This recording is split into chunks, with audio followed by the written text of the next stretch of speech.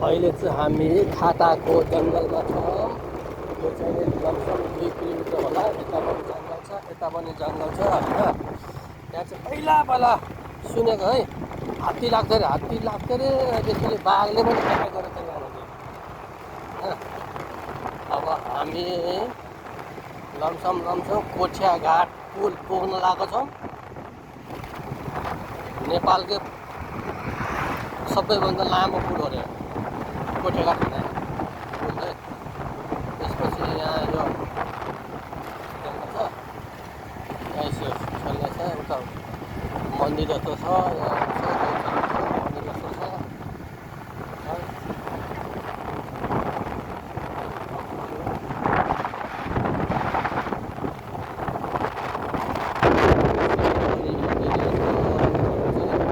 कोठियाघाटको पुल आउन लाग्यो। बिस्तारो गरेर गाडी आउँदैछ।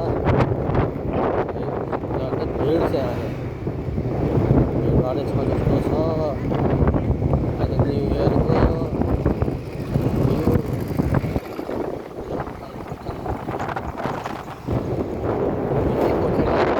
पुल आयो है। अब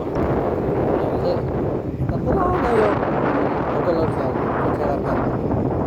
जबसम्म पहिला पुल बनेको थिएन नि, यहीँबाट हिँड्थ्यो। यहाँ अगाडि तल एउटा फेरि पनि छ क्या, बिग्रेको यहाँ छ, बिग्रेको फेरिहरू देख्नु यहाँनिर छ यस्तो।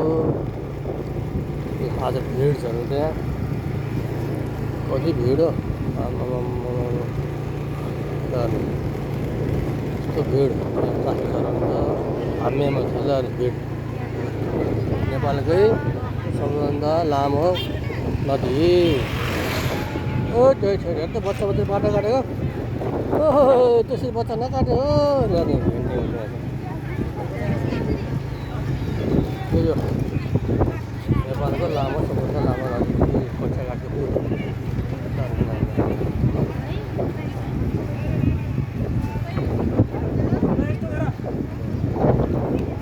कति भिड हो।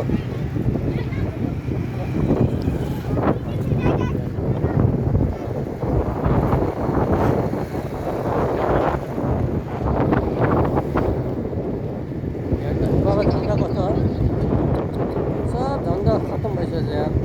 हाम्रो गृहमन्त्री सुदिन गुरुङ सरजी यता झन्डा पनि यसो हाल्नु नै पऱ्यो, भन्नु पऱ्यो।